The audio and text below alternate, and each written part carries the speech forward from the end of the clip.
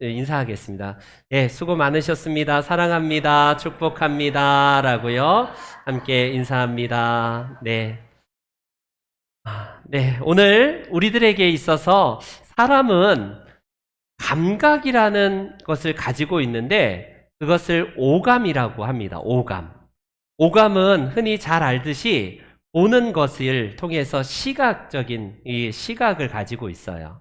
그리고 잘 알다시피 우리가 귀로 듣는 청각에 대한 부분들을 가지고 있습니다. 그리고 우리가 당연히 냄새로 맡는 이 후각 기능을 우리는요, 감각 중에 또 가지고 있어요. 그리고 우리는 피부로 느끼고 피부로 접촉하는 촉각이라는 것을 가지고 있습니다. 마지막으로 우리가 이 네 가지와 더불어서 맛을 우리의 혀로 느껴지는 이 바로 미각을 모든 사람들이 가지고 있습니다. 이런 오감은 모든 사람들에게 공통적으로 주신 하나님의 감각인데 그것을 통해서 어떤 객관적인 사실을 받아들이게 되고요. 그것을 분석하는 굉장히 중요한 감각적인 이런 요소가 우리 안에 있습니다. 그런데 만약에 어떤 사고나 어떤 질병에 의해서 감각이 손상이 되거나 신경계통이 만약에 고장이 나면 감각은 느끼지 못할 때가 있을 수 있습니다. 그래서 뜨거운 불에 손에 닿기만 하면 이게 뜨거워 하면서 동물적인 감각으로 우리가 피해야 되는 게 사실인데 뜨거움을 못 느낀다 하면 뭔가 신경이나 감각에 문제가 있는 사람이라고 할 수 있어요. 그래서 우리는 한겨울에는 추위를 통해서 결국에는 이 감각을 통해서 우리가 몸을 더 보호하려는 이런 것들이 당연한 거고, 더우면 우리가 그늘에 쉬거나 부채질을 통해서 에어컨에서 우리가 더위를 좀 우리가 풀어보려는 것은 감각의 기능이 하는 역할이라고 할 수 있습니다. 그런데 말한 그대로 신경이나 감각이 손상되는 분들이 있어요. 그들은 그 손상된 것 때문에 감각의 어떤 것들이 고장이 나면 전혀 기능을 하지 못하기 때문에 그것 때문에 상당히 불편한 삶을 사는 경우도 많이 있습니다. 이처럼 우리에게 있어서 감각이나 신경은 너무나 중요한데 그게 단순히 우리의 육신의 감각뿐만 아니라 우리의 마음의 감각 또한 굉장히 중요하다라고 할 수 있을 겁니다. 여러분, 전에 없이 오늘날 21세기를 살아가고 있는 저와 여러분들은 오감에 대한 부분들을 더욱더 많이 우리가 접하고 있는 시대를 살고 있어요. 여러분, 얼마나 우리에게 눈의 시선에 자극하는 수없이 많은 시각적인 우리 감각들을 인간에게 자꾸 자극을 시키는 세상입니까? 귀로도 우리가 냄새로도 여러 가지 촉각적인 부분이, 그래서 뭔가를 쓰면 막 AI 시대인 오늘에는 진짜 가상 공간이 현실이 되는 이런 시대를 살고 있지 않습니까? 그처럼 21세기에 발달된 오늘날의 시대의 사람들이 이 오감이 만족하는 데 있어서 그것이 더 개발되고 더 확장이 되는 게 중요한데, 문제는 뭐냐면 사람들은 점점 더 마음이 무감각해지고 있다는 거예요. 조금 더 자극적이고 조금 더 말초적인 감각들을 추구해서 내게 있어서 그것을 채우면 내가 정말 좋을 텐데 라고 해서 사람들은 감각적인 부분들에 대해서 되게 민감하지만 역설적으로 오히려 사람들의 감각은 고장이 나고 있어요. 여러분, 계속 지금 연일 나오고 있는 연예인 마약 사건을 보십시오. 뭐가 부족하겠습니까? 인기가 없습니까? 돈이 없습니까? 어떤 게 부족하겠어요? 그들은 더 자극적인 감각을 통해서 내 쾌락적인 부분들과 내 허한 마음들을 채우기 위해서 자꾸 큰 자극적인 것을 추구하지만 역설적으로 그런 것들에 손을 대는 순간에 감각은 점점 더 무뎌지고 더 강도 깊은 그런 것들을 추구하는 것을 우리는 보게 됩니다. 20, 30여 년 전에 여러분 지존파가 막 이 땅에 났을 때 우리나라가 발칵 뒤집어지지 않았나요? 여러분 그들의 충격적인 이야기를 지금도 기억하고 있는데 더 못 죽여서 한이 된다. 막 이 TV 나와서 모든 우리 한국인들 앞에서 더 못 죽여서 내가 한이 된다. 그리고 그게 사람의 탈을 쓰고 할 이야기냐고요. 감각이 망가진 사람의 대표적인 모습 아닙니까? 유영철을 비롯해서 강호순 사이코패스들이 사람을 죽여놓고 TV에 나 잘 나오고 있느냐라고 오히려 뻔뻔하기 그지없는 인면수심의 그런 모습들을 보면서 혀를 내두르지 않았습니까? 이춘재라는 화성 연쇄범이 그 살인사건 연쇄범이 잡혔는데 그냥 평범한 이웃집 아저씨처럼 생기지 않았나요?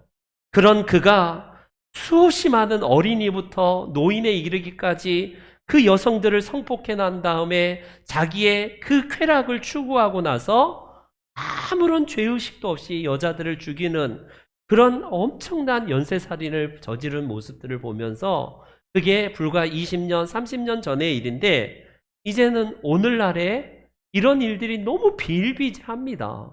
돌려차기 해놓고 돌려차기에서 한 여성을 유린해놓고 내가 한 대당 괜히 그 여성에 대해서 둘러대는 변명을 한번 보십시오. 전혀 감각이 작용되지 않기 때문에 이런 뻔뻔한 일을 하면서도 전혀 죄의식이 없는 그런 모습을 봅니다.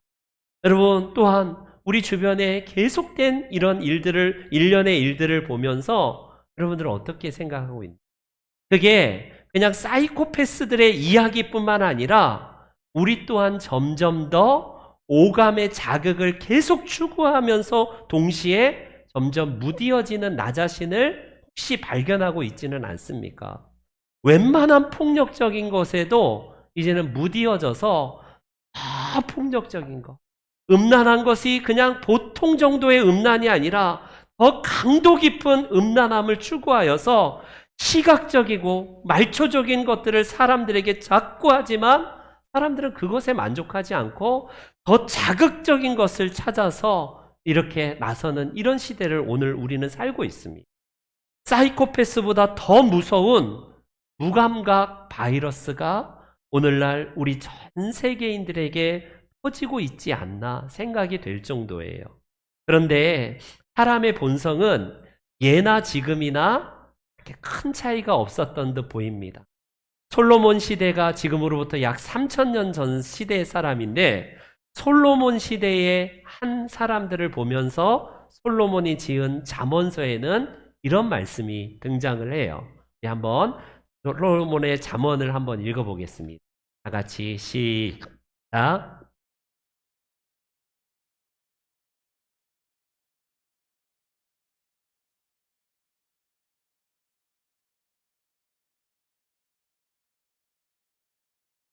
받겠다 하리라. 여러분 솔로몬 시대에는 그 감각을 추구하는 한 방편으로 술이 있었어요. 술.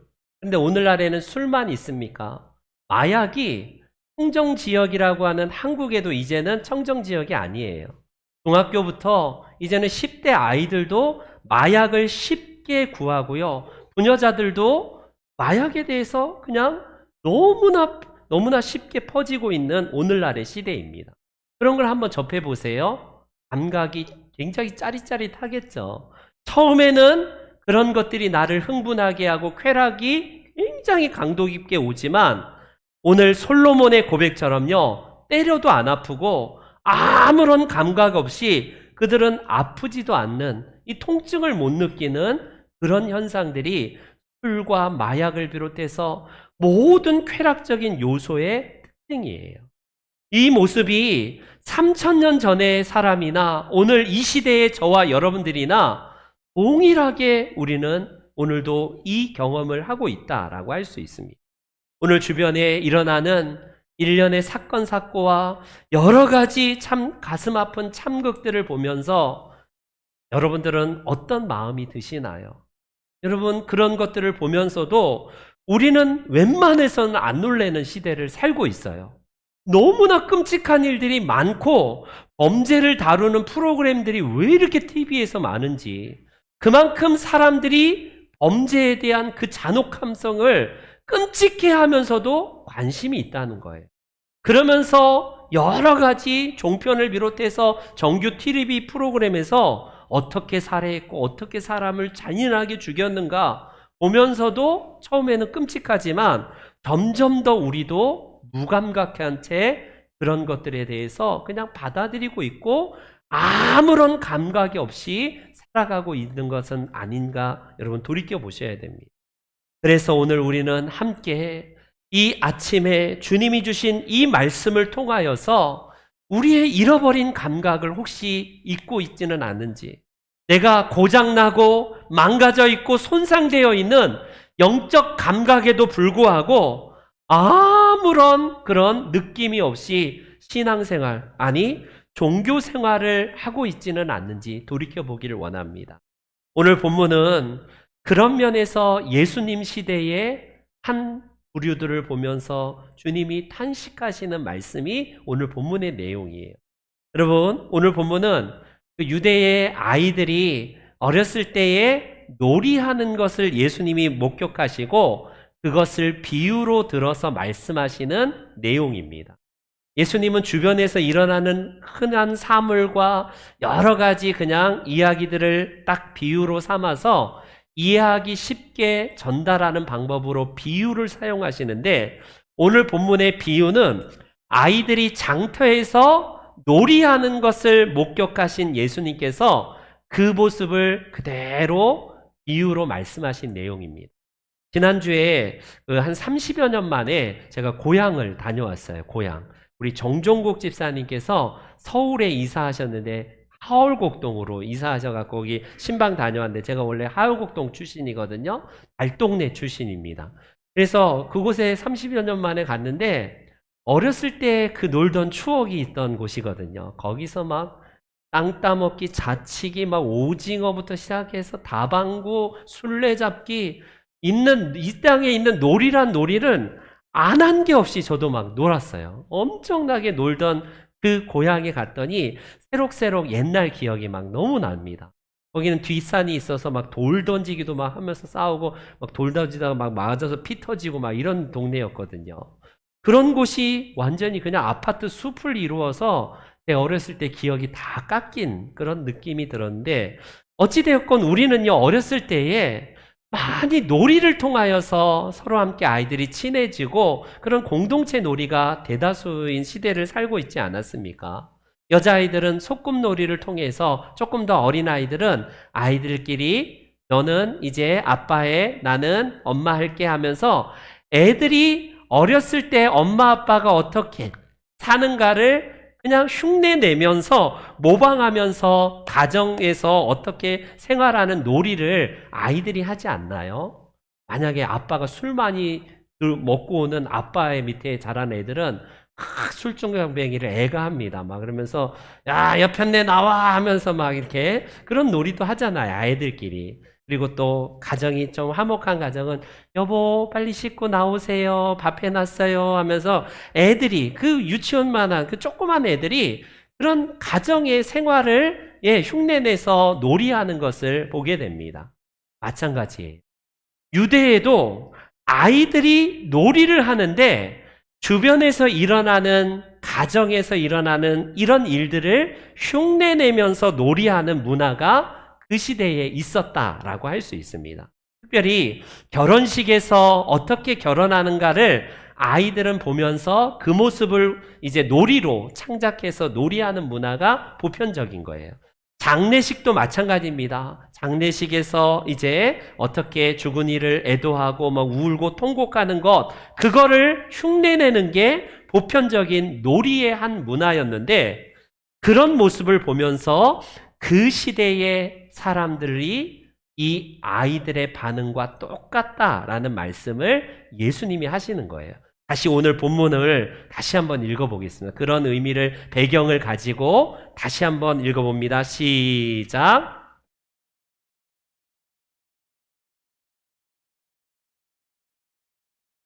내 동물을 불러 이르되 우리가 너희를 향하여 피리를 불어도 너희가 춤추지 않고 우리가 슬피 울어도 너희가 가슴을 치지 아니하였다 함과 같도다. 아멘. 아멘. 여러분, 여기서 유대의 아이들이 어떤 놀이를 했는지 예수님은 두 가지를 말씀하시거든요. 먼저는 피리를 부는데 한 부류가 춤을 추지 않았다라고 하는, 이건 무슨 놀이냐면 바로 결혼식에서 있었던 일을 말하고 있고요. 슬피 울어도 가슴을 치지 않았다는 것은 장례식의 문화를 아이들이 놀이로 바꾼 것을 비유한 말씀입니다. 그 당시에도 지금도 이벤트 회사에서 결혼식 할 때에 사회자가 나오고 막 춤추는 사람도 나오고 막 이벤트를 이끄는 사람이 있는 것처럼 그 당시에도 피리를 부는 이런 전문가들이 있어요. 그들은 결혼식에서 하객들 앞에서 피리를 불면 하객들은 그 소리에 맞춰서 춤을 추고 기뻐하면서 모든 축하객들이 이 결혼을 축복하면서 기뻐하는 게 보편적인 모습입니다. 한 아이가 그런 문화를 잘 알고 있는 아이들이 서로 모여서 장터에서, 놀이문화였던 그 놀이의 장소였던 장터에서 그들은요 놀이를 하는데, 야, 오늘은 내가 피리를 불 테니까 니들이 춤추는 거야, 알았어? 하면서 애들이 3, 5분 모이면 이런 결혼식 문화의 놀이를 합니다. 그런데 그날은 웬일인지 한 녀석이 아무런 반응을 하지 않는 거예요.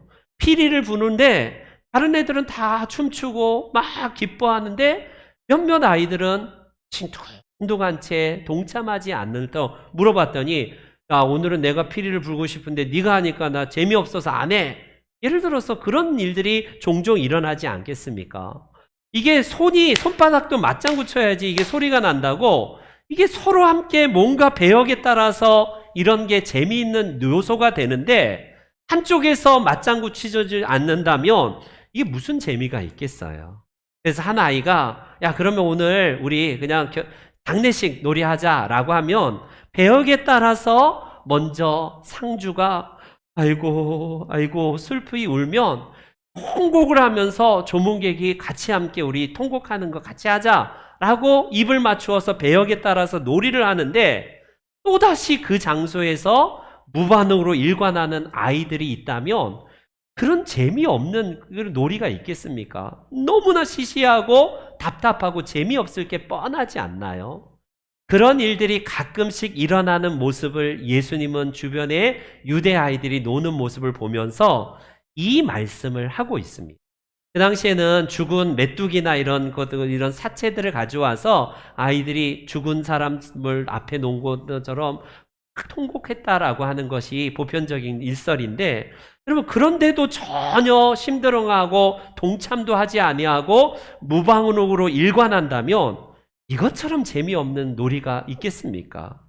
이게 바로 유대에서 있었던 일들을 배경 삼아서 예수님께서는 이 말씀을 하시는 거예요. 여러분, 이 말씀은 단순하게 애들이 놀이하는 걸 보고 애들 타깃을 삼아서 말씀하시는 것일까요? 그게 아닙니다. 이 말씀의 정확한 예수님의 의도가 오늘 본문 16절 상반절에 이런 말씀을 하고 계세요. 어떤 말씀입니까? 이 세대를 무엇으로 비유할까? 그 당시 2000년 전에 이 세대의 그런 모습, 무반응으로 일관하고 하나님의 말씀 앞에서 전혀 그들은요 감각 없이 종교 생활하는 그 당시의 사람들을 예수님은 신랄하게 비판하기 위해서 비유로 말씀하신 내용이다라고 할 수 있습니다. 여러분, 이 세대라는 말이 영어로 this generation이거든요. this generation. 그런데 그게 예수님 시대에만 해당되는 세대가 아니라 오늘 이 시대에도 동일하게 해당되는 말씀이에요. 저와 여러분들이 예수님 시대에 사람들이 참 강팍했나 보다, 예수님의 말씀을 들어도 회개하지도 않고 요한이 와서 하나님의 메시지를 전했음에도 불구하고 무반응으로 일관하는 그런 나쁜 놈들이 있나? 그 시대 사람만이 아니라 그 시대뿐만 아니라 오늘날 저와 여러분들이 어떤 사람이냐면 하나님을 모르는 사람이 아니라 하나님을 안다라고 하고 직분을 받았고 그럴듯하게 오랜 세월 동안 신앙생활을 감당하고 있는 저와 여러분들에게도 동일하게 해당되는 말씀이 본문의 말씀이에요.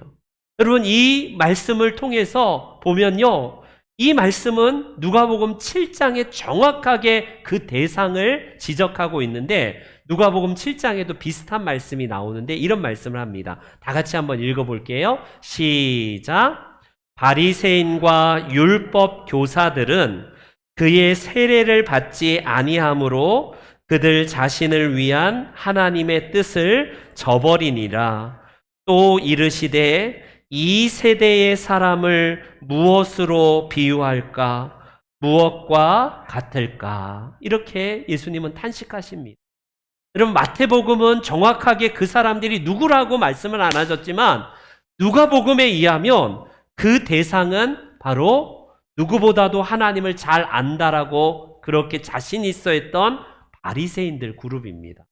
그들은 성경을 연구하고 하나님을 누구보다도 잘 안다고 하지만 하나님에게서 전혀 무감각한 채 예수님의 말씀처럼 마음이 먼 사람이었습니다.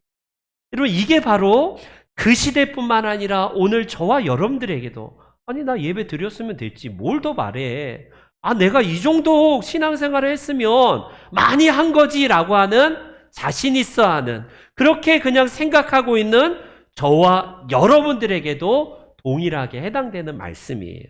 이 비유는 무감각하게 신앙생활하고 있는, 그래서 나는 잘 믿고 있다라고 착각하는 우리의 관념적인 신앙생활을 지적하는 말씀. 몇몇 목사님하고 이렇게 그 삼겹살을 먹은 적이 있거든요. 삼겹살. 그런데 한 분이 삼겹살을 뒤집지 않고 이렇게 지켜보다가 농을 건넵니다. 뭐라고 하냐면 이놈들은 뜨겁지도 않나, 뒤돌아서지도 않네, 돌아 눕지도 않네, 이렇게 말을 하더라고요. 여러분, 삼겹살에 탁 올려놓으면 살아있는 감각을 가진 살아있는 개체들은 뜨거 하면서 거기서 뛰쳐나오든지 돌아 눕든지 도망치든지 그게 보편적인 거 아니겠어요? 그런데 유머이고 농담이긴 하지만 이놈들은 뜨겁지도 않나 돌아 눕지도 않는다는 말이 무슨 의미겠습니까? 여러분, 바로 살아있는 것과 죽은 것의 극명한 차이예요. 살아있으면요 파리도 여러분 날쌔게 도망갑니다. 그러나 죽어있는 것은 아무리 큰 황소고 코끼리라도 전혀 감각이 없는 것처럼 우리가 그럴 수 있다는 거예요. 우리의 영적인 이 영에 죽어있으면요 감각합니다. 무감각해요. 예전에 진짜 순수했고 감격적일 때 그때가 언제인지 한번 돌이켜보세요. 너무 까마득할 수도 있습니다. 죽었다는 증거예요. 예배를 드리면서도 내가 영혼이 살아있으면요 하나님의 은혜가 부어지는 것에 감사하고 감격을 합니다.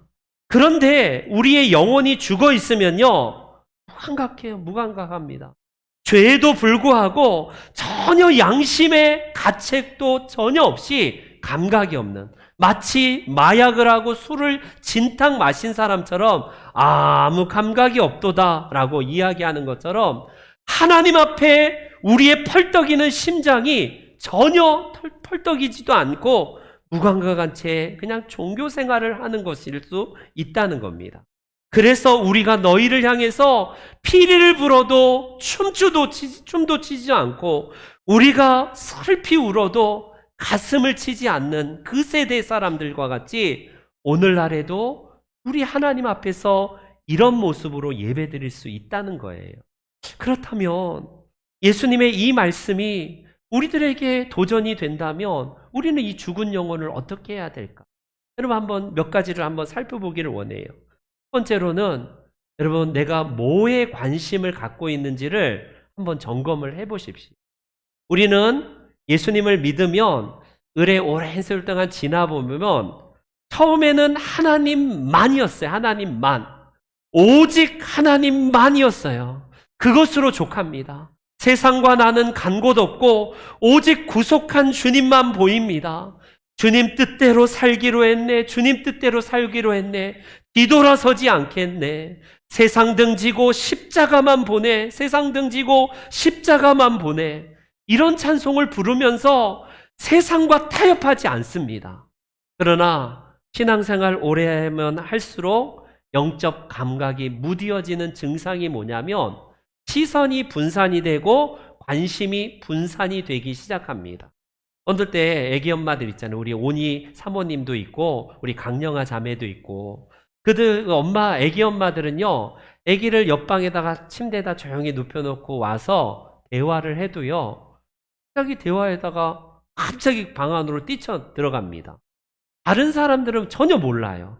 대화하고 음식 먹고 애기 엄마들은 서로 함께 담소를 나누다가도 애기가 조금 바스락거리거나 우는 소리가 들리면 다른 사람들은 전혀 깨닫지 못하는데 엄마는 온통 신경이 아이에게 가 있기 때문에요. 바로 즉각 알아차려서 애 부스럭거리거나 소리가 조금만 나도 뛰쳐 들어가는 겁니다. 이게 뭔 차이예요? 그 방 안에 아이의 울음이 크지도 않고 그냥 아이가 조금만 소리 내어도 엄마는 바로 반응합니다. 뭔 차이예요? 바로 관심의 차이예요. 관심. 애기 엄마는 당연히 아이에게 집중해서 비록 사람들과 대화하고 음식도 먹고 차도 마시면서 이렇게 이야기를 하지만 관심은 온통 아이에게 가 있기 때문에 아이에게 온통 그것을 여러분 집중하는 것을 보게 됩니다. 그럼 그거예요. 우리가 세상을 산다는 것은 세상 직장 버리고 일하지 말라는 거 아닙니다. 세상의 놀이와 세상의 문화를 거부하라는 말도 아니에요. 그러나 예전에 진짜 순수했고 감격적이고 하나님의 말씀에 작은 것일지라도 내 마음을 정말 기쁘게 했던 그것들이 다 사라지지는 않았나요? 그래서 그냥 심드렁한 채 내 관심이 하나님도 절반도 아니라 계속 분산되고 빈산되고 분산되어서 내 마음의 보물이 이 세상 것으로 바뀌어 있지는 않습니까? 그러면 영적 감각이 무뎌질 수밖에 없어요. 예수님은 이렇게 말씀하신 적이 있습니다. 예수님의 말씀을 들어보세요. 네, 너희 마음, 보물이 있는 곳에는 너희 마음도 있다. 예수님의 보물은 여러분 누구나 여러분들의 보물은 다 다를 거예요. 처음에 하나님이 우리의 보물이고 하나님의 말씀만이 나의 참된 보물이라면 거기에 온통 집중할 겁니다. 이러면 하나님이 원하시지 않을 거야. 이 말씀에 따르면 내가 이렇게 행동하는 것을 하나님이 원하실 거야. 우리의 보물이 하나님과 말씀에 있다면 온통 아기 엄마가 아기에 집중하여서 다른 사람들은 무감과 채 그렇게 깨닫지 못하지만 엄마들은 바로 알아차리는 것처럼 하나님의 마음을 바로바로 알아요. 세상의 분별력을 가지고 세상을 우리가 볼 수 있는 눈이 생기게 마련입니다. 그러나 보물이 돈에 있는 사람이 있어요. 죄송하지만 돈 냄새를 너무 기가 막히게 잘 맡아서 이 시간에도 어떻게 하면 돈을 벌까? 오늘도 주식이 올랐나 내렸나? 온통 내 보물이 돈에 있는 사람은 예배의 자리에 무감각한 채 그냥 종교인으로 참석할 뿐입니다. 그렇기 때문에 여러분, 하나님께 집중하는 것, 이게 우리의 영혼을 다시 살리는 첩경입니다. 우리는 그분이 내게 어떤 말씀을 하시는지 내가 이 세상에 일을 하면서도 하나님 말씀 앞에 집중하는 거예요. 그게 우리가 깨어있는 우리가 영혼이고요. 하나님 앞에 무감각하지 않고 온통 민감한 채 주의 말씀대로 살아가는 첩경이라고 할 수 있습니다. 지금 무뎌져 있습니까? 지금 내가 너무나 죽어있는 영적 감각으로 그냥 심드렁하게 신앙생활을 하고 있지 않습니까? 무엇보다도 하나님께 집중하셔서 우리의 영적인 감각을 회복하시기를 축복합니다. 두 번째로 여러분 다시 한번 우리가 회복해야 될 것 중에 대표적인 회복의 모습은 익숙한 것들을 좀 점검하시기 바랍니다. 익숙한 것들. 여러분 익숙함이란 것은 우리의 삶에 정말 많은 유익을 줘요. 여러분 몽골에 우리 사로아를 데려다 주면서 몽골만도 안 되지, 영어도 안 되지. 영어를 하면 막 괜히 위축되고 한마디 못 하는데 여러분 영어에 딱 익숙한 순간 불편함이 사라지고 자연스러워지고 너무나 편하지 않습니까? 익숙한 것은 너무 좋아요. 처음에 자동차 익숙하지 않으면 막 바짝 쫄아갖고 막 이게 굉장히 속도도 못 내고 그런데 익숙해지는 순간 우리가 굉장히 편하게 능숙하게 그 일을 감당하지 않나요? 그러나 익숙함이 주는 횡포 중에 하나는 뭐냐면 전혀 설렘이 없고 기대가 사라집니다. 예수님 믿을 때에 처음 예수님을 만났을 때에는 작은 것에도 감격스러웠어요. 어떤 분이 그러더라고요. 같이 함께 우리 양육을 나눔하면서 예배 시간에 눈물이 나서 목사님 너무 못 참겠어요. 하나님 앞에 찬양 드리면 그렇게 은혜를 내려서 은혜를 주셔서 너무나 감격적이고 예배가 너무나 행복해요. 뭐 이런 고백들을 하십니다. 여러분 그런 것들이 비교적 오랜 신앙생활하는 사람들의 고백일까요? 예수님 믿지 않는 얼마 되지 않는 사람들의 고백일까요? 안타깝게도 익숙하게 오랜 세월 동안 신앙생활을 하면 할수록 이런 영적인 기쁨과 하나님의 임재의 감격들이 많이 사라진 건 사실입니다. 저도 설교를 준비하면서 목회를 하면 그냥 하는 거니까 하는 거지라고 익숙함에서 나오는 설교고 목회이지 진짜 영적인 예민함과 감각으로 하나님 앞에서 하고 있는가? 여러분 그런 것들이 우리가 무뎌지는 것이 보편적입니다. 이 아침에 예배 드리면서도 찬양을 저렇게 뭐 어려운 찬송만 불러 찬양도 하나도 못 알아먹겠네 하면서 모든 것이 익숙한 사람들은요 그냥 다 평가로만 나옵니다. 목사님 오늘 설교가 기네. 오늘 왜 이렇게 사설이 기네. 1절, 2절 끝낼 줄 알았는데 3절, 4절, 5절까지 하시네 하면서 우리는요 계속해서 익숙하면요 어떤 증상이 나타나면 하나님의 말씀에 대한 기대가 사라져요. 아 오늘 본문 내가 수백 번 들어서 아는데 오늘 또 무슨 말씀 하겠구나. 결론까지 다 알아버려서 기대감이 사라집니다. 기대감이 사라진 인생의 특징은 뭐냐면 여러분 인생에 기대감이 없기 때문에 신앙에 기대감이 없기 때문에 재미가 없어요. 별로 기대가 없기 때문에 사는 게 아닙니다. 교회 와도 기쁨이 없는 거예요. 찬송을 불러도 예전에 불렀던 그 찬송 100번 1000번 불렀는데 오늘 또 부른다. 또 새로워지는 게 무슨 이유일까요? 신선함은 여러분 익숙함을 버릴 때에 나오는 겁니다.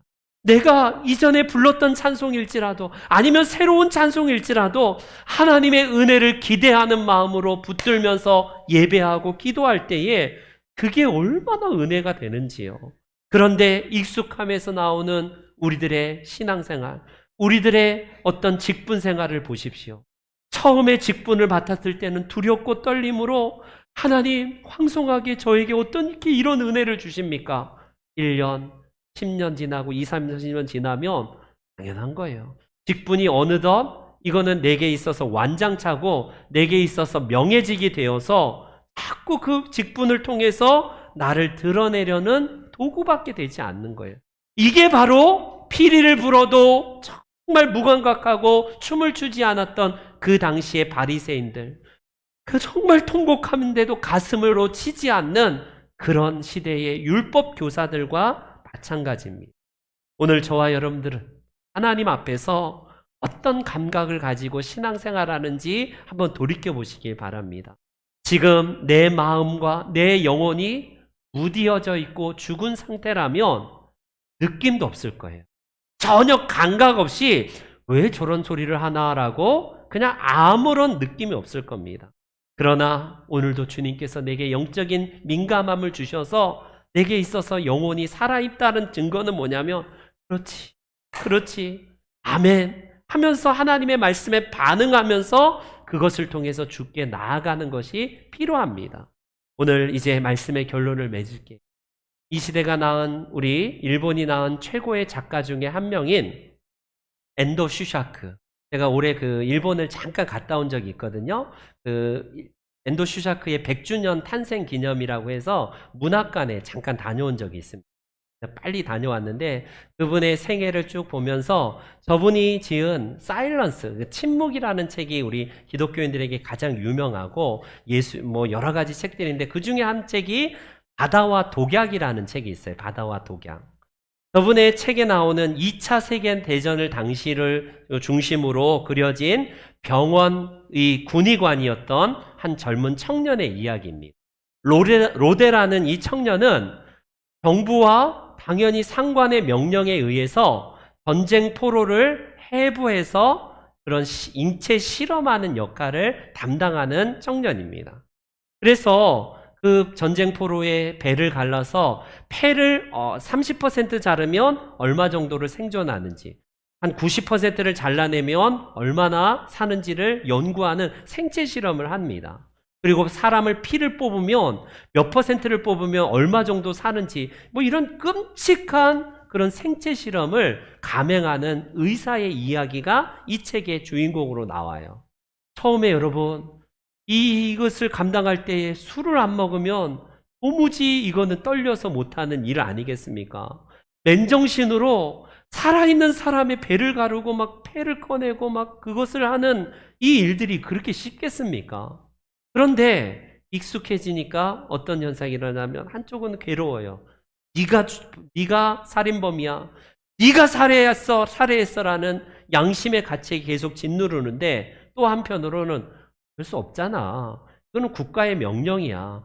군대의 명령이기 때문에 너는 하나도 잘못 없는 거야. 네 탓이 아니고 네 책임 아니야 라면서 비교적 가벼운 마음을 주는데, 이 지금 극단적인 양극적인 이 감정 사이에서 너무 괴로워하다가 하루는 전쟁 포로에 또 폐를 잘라서 실험을 하는데, 그날따라서 이거는 너무나 괴롭는데 시간이 가면 갈수록 감각이 무뎌지고 결과적으로 두려움이 사라지는 자기를 보면서 결국 이 젊은 청년 군의관이 미쳐가고 있다는 것을 소설을 통해서 그리고 있는 내용입니다.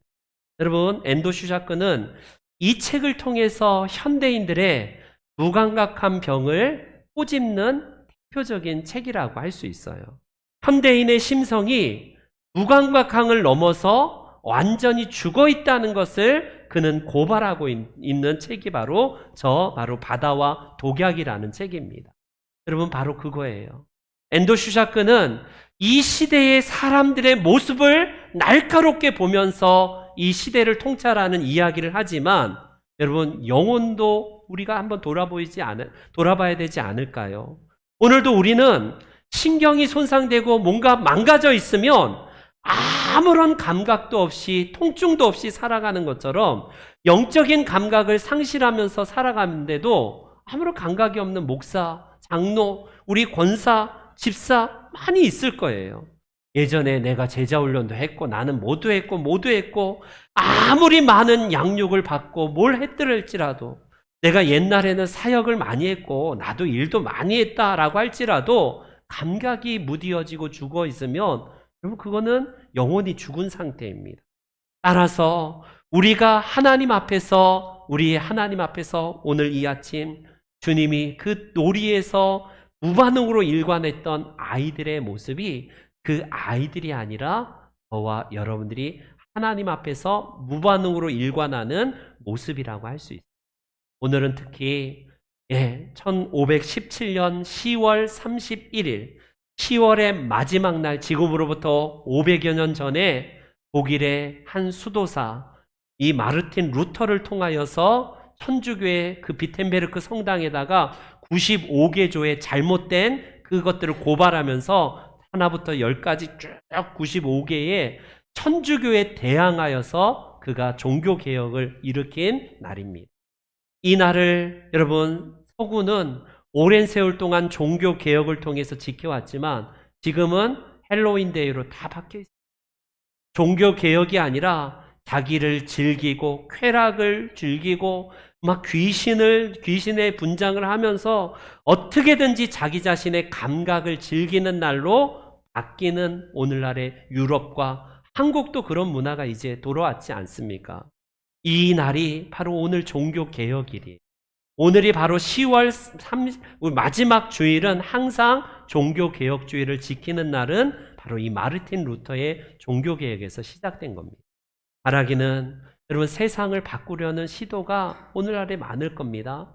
그래서 우리는 제도를 바꾸고 여러 가지 것들을 바꾸려고 하지만 바꿔야 될 첫 번째 대상은 다른 사람이나 제도가 아니라 나 자신이라는 사실을 기억하십시오. 이 말씀은 누가 들어야 되는데가 아니라 하나님 앞에서 내가 무감각한 채 영적인 감각이 완전히 망가져 있는 채 심드렁하게 신앙생활하고 있다면 오늘 하나님 앞에서 영적인 감각을 회복하셔서 우리 하나님의 백성들 늘 작은 것에 윤동주 시인이 잎새에 있는 바람에도 나는 괴로워했다. 그 고백처럼 작은 것일지라도 하나님의 말씀 앞에 반응하고 감격하고 그렇게 하나님의 뜻을 따라가는 그런 모습들이 우리 모든 성도님들 가운데 있기를 주님의 이름으로 축원합니다.